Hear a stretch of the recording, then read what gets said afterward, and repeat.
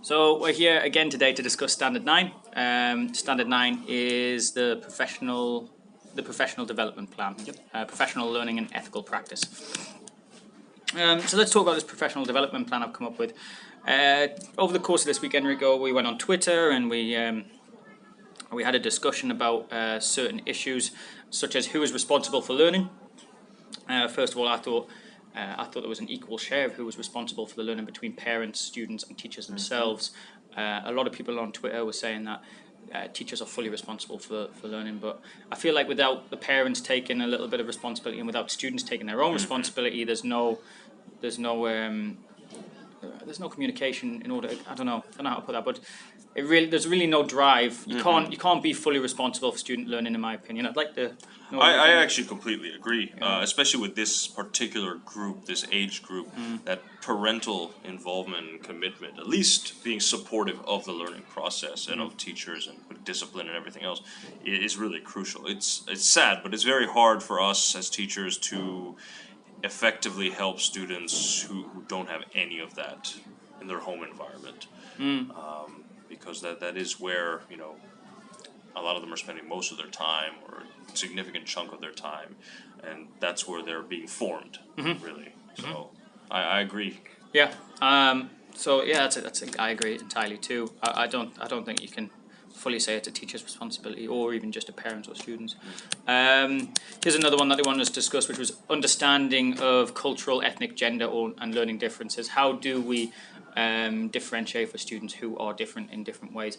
I did say myself that in China there is not a lot of ethnic differences. We do have a few Korean students, Japanese students, but they really aren't. Well, I don't see a lot of differentiating in the classroom for them or any need to.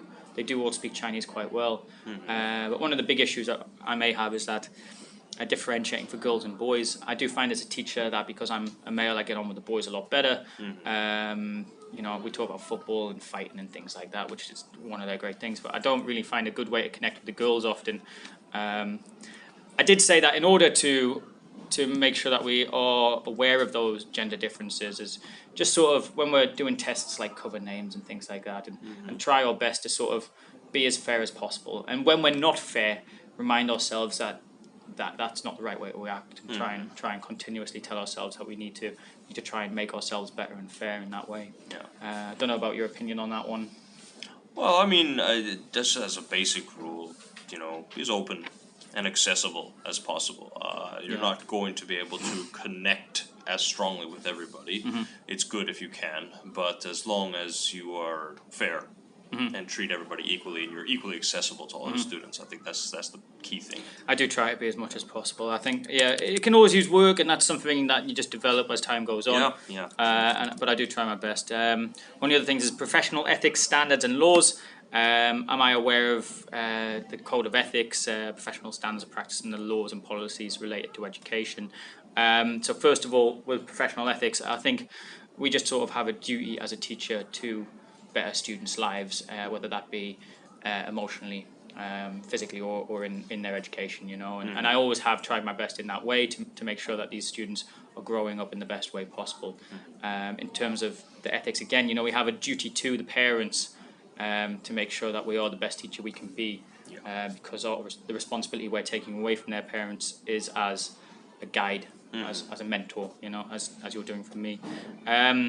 So I hold myself to high standards in that sense. In terms of laws, it's very difficult to muddle through the Chinese laws, but we do have a WeChat group where we're constantly always talking about the laws. Everybody keeps themselves up to date on laws. If there's some change, she will inform us of those changes in laws, and those can be very tricky to interpret and tricky to agree with through Chinese law, but we do our best to make sure that we stay well within that legal limit. So that's my interpretation of those. One thing interesting I found about teachers in China, because the teaching profession is held in much higher esteem in China than it is, I would say, in the United States, certainly in the public school system. I'm not sure about the UK, but we're often not just examples for the students, we're examples for the parents as well. Also modeling proper behavior and how to, I mean, I don't know how many times you've had parents ask you questions that like basically how can I guide my student, Yeah, my all the time. child? Yeah. And it's when I first started getting those questions, I was a bit taken aback because it's your child. You should have a lot of experience with this already. But a lot of parents do look up to teachers in that way. Right, So it's just an interesting cultural dynamic. Yeah, that is a funny one. I never even thought of it that way. But yeah, we do get a lot of questions like that, and you do sort of think like, you should know this, like they should be telling us, right? Yeah. Oh well, so yeah, very much so. So those are the kind of discussions we were having this week. They asked us to do this professional development plan, and it's what you want to do better in the future. So let's just go over the objectives first of all. What do I want to do better? The success criteria, how will I recognize that success, and how will I review and measure that improvement? Those actions, what methods will I use to achieve my learning objectives, and how I will apply what I learn. So first thing I said, I want my rules to be clear and enforced in a clear manner. I think that's something I'm not the best at. I let things slide a lot. A lot of teachers do. A lot of teachers do, yeah. Very common. I saw it last night actually, in that there's a lot of students who I'm very close with, and they sort of have got to the point where they're so close with me that they feel that they're not bad students at the end of the day, but they feel like they can get away with certain things. And they can take liberties. And so I was telling these students who I'm very close with to be quiet, and they weren't doing it.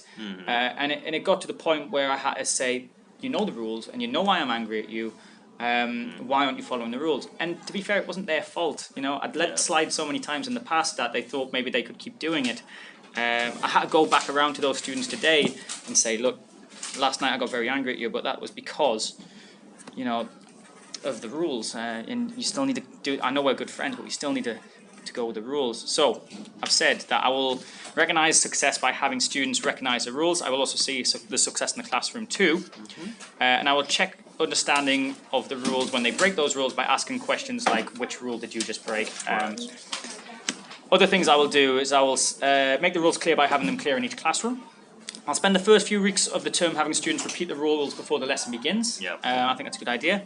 And I will check that no rules are broken during the lesson, and if they are, I will discuss with the students after the class which rule they've broken and why we have that rule in the first place.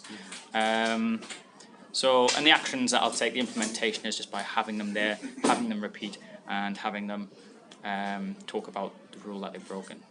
So that's the first one. Second one, to create a more fun learning environment.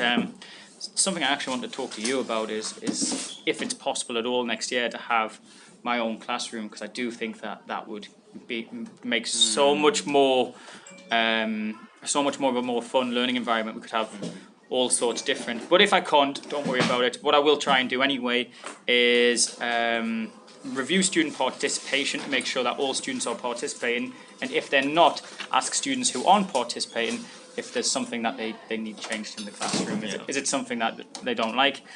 So I'll ask their opinions basically about the classroom. And the other thing is I'll try and make use of outside of the classroom facilities like the maker space and outside as much as possible. They have more space in the maker space downstairs. And by implementing that, I will try and aim for having at least one class outside of the classroom per month, preferably more. We'll see how that goes. 2 or 3 would be nice. So that's another thing I want to do. The other thing I want to work on over my professional development is gamify more of my lessons. So I want students to rank their enjoyment of the lesson with surveys or exit tickets, which is where you just sort of say, what did you learn in the lesson? I'll ask students what they liked about lessons, what they didn't like about lessons, and really try and get to know what they want improved. I'm going to look for ways to gamify history using board games. I really want to start bringing Risk in there because it's a game I haven't played, but like... I haven't either, but I've heard so much about it, and I just think, wow, that's going to be absolutely great for history. Or computer games. I know quite a few computer games that could come in to help with history, especially with medieval times. Or there's a new one coming out about the Chinese period, so that'll be good. And then implement these games in these lesson plans. So I'm gonna try and implement that by searching for games more often, looking for more board games, trying to put those in there once a month as well, and include them in the syllabus. That should have a gamified lesson at least once a month. Okay. Last one, create structure and planning. So I've talked to Enrico about the syllabus for next year, because the term's going to finish in very soon. And Enrico gave me the syllabus, and what I'd like to do is actually just very rigidly stick to a syllabus. I didn't really have a very rigid syllabus this year, and I found that it was completely detrimental. So I'm going to be very rigid with the syllabus. I'm going to let the students know what the syllabus is. I'm going to have the syllabus in every classroom. I'm going to have the syllabus in every student's folder, so they know that on this week we should be doing this thing. Hopefully I'll be hitting targets, making sure that we're up to date, and if we're not up to date, catching up as quickly as possible. And that way we'll get through everything in that syllabus, so that when they go into the next year, everything has been learned. So hopefully I'll do that. So some of the things I will do, I'll make my head aware of this, show the students the standards, make them visible, post them in each room. Just making sure everybody's aware of the syllabus, really, and making sure that it's stuck to as rigidly as possible. I know that with a syllabus, sometimes you can fall behind, and I'm not too worried about that, but what I mean is that for this month, we will be doing this, and we will get through this, whether that is in class or if that is homework or if that has to be project-based. I'll find a way to make sure next year that... And it's just even, I mean, especially around the Chinese New Year time, I tend to fall like a month or so behind on my plan. The important thing is there is a plan there and you're still sticking to the structure. And it makes a big impression that first day of class when you give the students the syllabus and they can actually see month by month what they're expecting to cover. They can, I always tell them which pages as well so they can read ahead if they want. So, I mean, it's not even necessarily there so to force you to complete all of it. It's just you do have a structure and things are progressing logically. So it makes a big difference. Right, those are my 4 that I'm going to stick with next year. These are the 4 things I really want to improve. So I'm glad I've had to think about that because it's actually meant that I've come up with some ideas of how I'll implement them. And All right, sounds good. Yeah. Anything else? No, that's all. It's looking forward to helping you with this in the high school next year. Thank you very much, Enrico. All right. Cheers.